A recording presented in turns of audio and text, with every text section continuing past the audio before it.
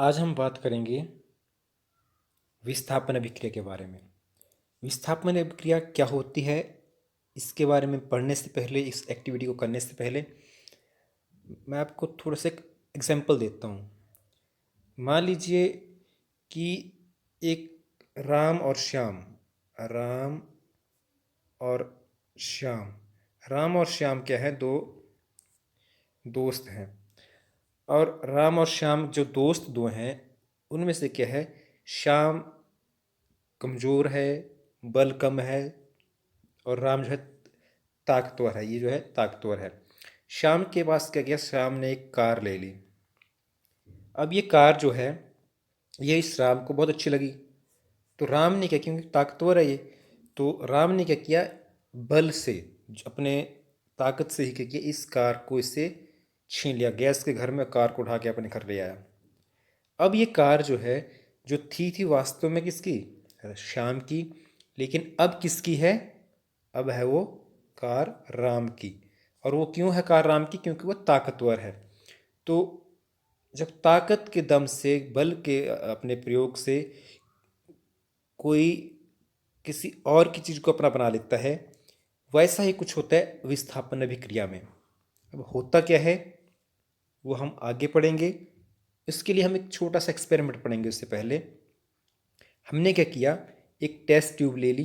एक test tube जैसे हमने ये लिया यहाँ पर, तो उस टेस्ट ट्यूब को हमने क्या किया, जैसे एक टेस्ट ट्यूब लिया हमने। इस टेस्ट ट्यूब में हमने पहले हम 3 कीलें ले ली, नेल्स ले ली, 2-3 हमने कीलें ले ली।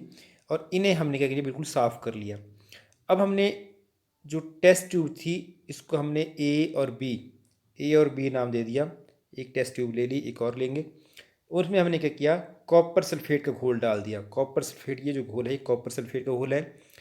कॉपर सल्फेट का घोल जो है नीले रंग का होता है। कॉपर सल्फेट को हम नीला थोथा भी कहते हैं, तो नीले रंग का है।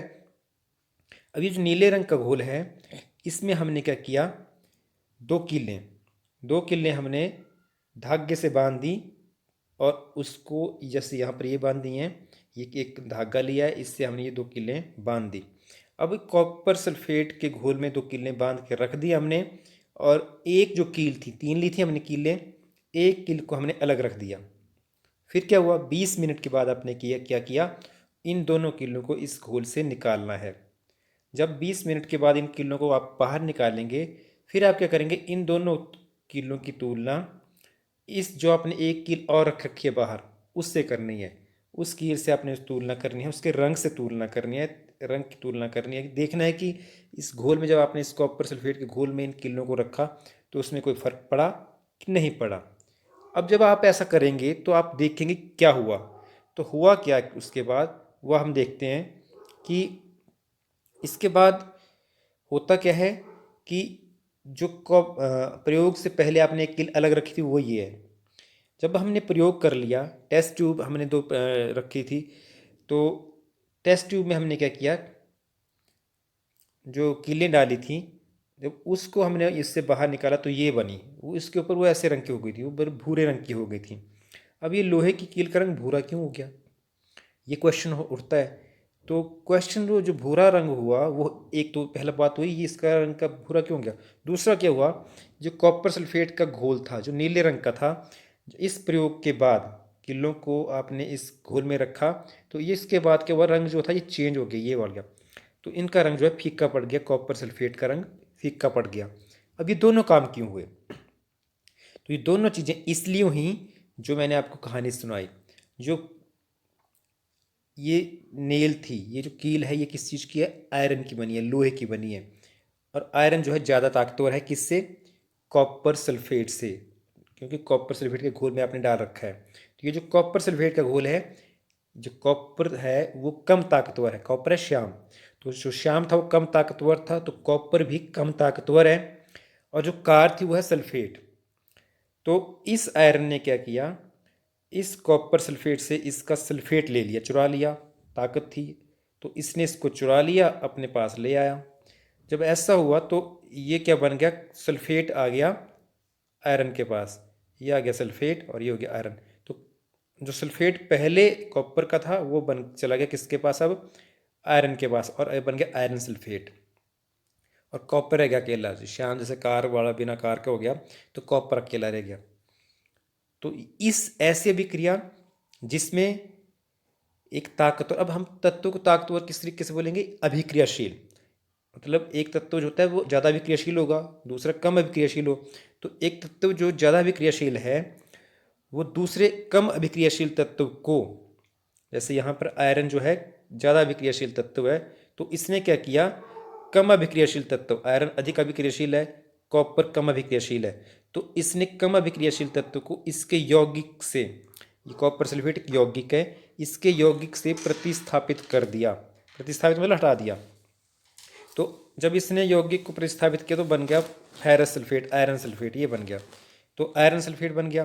तो इस प्रक्रिया को हम बोलते हैं विस्थापन अभिक्रिया। ये अभिक्रिया क्या है, विस्थापन अभिक्रिया है। ऐसी अभिक्रिया जिसमें एक अधिक अभिक्रियाशील तत्व जैसे कि आयरन है, वो कम अभिक्रियाशील तत्व जैसे कि कॉपर है, उसको उसके यौगिक से, यौगिक है कॉपर सल्फेट, इससे प्रतिस्थापित कर दे, यानी कि हटा दे, तो उसको हम बोलते हैं विस्थापन अभिक्रिया। ठीक है। उसके बाद अब ये तो हो गया ही। उसके बाद यहाँ इसकी परिभाषा द्वारा आ गई, डेफिनेशन। इस जैसे इसकी विस्थापन अभिक्रिया कुछ और भी उदाहरण दिए हैं, परिभाषा तो हमने पहले पढ़ ली। विस्थापन अभिक्रिया कुछ और उदाहरण भी हैं, जैसे कि जिंक है। जिंक को हम कॉपर सल्फेट के घोल में डालें, जैसे हमने ये प्रयोग किया, वैसे हम क्या करें, जिंक को कॉपर सल्फेट के घोल में डालें, तो जिंक भी क्या है, कॉपर से अधिक अभिक्रियाशील है। तो जिंक कॉपर को क्या करे, कॉपर सल्फेट से कॉपर क्या करेगा, कॉपर से सल्फेट को हटा देगा, प्रतिस्थापित कर देगा। तो ये जिंक जो है इस कॉपर से मिलेगा और क्या बनेगा, जिंक सल्फेट। तो इस जिंक ने भी, ये जो जिंक है इसने भी क्या किया, कॉपर सल्फेट के घोल से सल्फेट को प्रतिस्थापित कर दिया और जिंक सल्फेट बना दिया। तो कॉपर यहाँ पर भी अकेला रह गया। तो ये भी क्या है, विस्थापन अभिक्रिया का एक उदाहरण हुआ। उसके बाद एक और एग्जाम्पल है लेड, पीवी। इसको हमने कॉपर क्लोराइड के घोल में डाल दिया। यहाँ पर भी कॉपर है, कॉपर का यौगिक है कॉपर क्लोराइड। तो कॉपर जो है लेड से भी, शीशे से भी क्या है, कम अभिक्रियाशील है। तो शीशा जो है, लेड जो है, कॉपर को उसके घोल से प्रतिस्थापित कर देगा, मतलब उसके क्लोरीन को छीन लेगा और बना देगा लेड क्लोराइड। कॉपर यहाँ पर भी अकेला बच गया। तो इस तरीके से कोई भी तत्व जब क्या करता है, अपने से कम अभिक्रियाशील तत्व को उसके यौगिक से विस्थापित कर दे, प्रतिस्थापित कर दे, तो हम उसको बोलते हैं कि वो कैसी अभिक्रिया है, विस्थापन अभिक्रिया है। तो ये है विस्थापन अभिक्रिया के बारे में। मतलब इसका एक बार हम दोबारा अगर हम बात करें, तो जब एक अधिक अभिक्रियाशील तत्व कम अभिक्रियाशील तत्व को उसके विलयन से या उसके यौगिक से विस्थापित कर दे या हटा दे, तो उस अभिक्रिया को हम विस्थापन अभिक्रिया कहते हैं। जैसे कि जो भी हमने उदाहरण पढ़े उनमें जिंक, लेड या फिर आयरन, ये सब जो थे ये किससे ज़्यादा अभिक्रियाशील हैं, कॉपर से। इसीलिए कॉपर को ये क्या करते हैं, कॉपर के यौगिक से या कॉपर के विलयन से उसको प्रतिस्थापित कर देते हैं। तो ये था सारा कुछ विस्थापन अभिक्रिया के बारे में।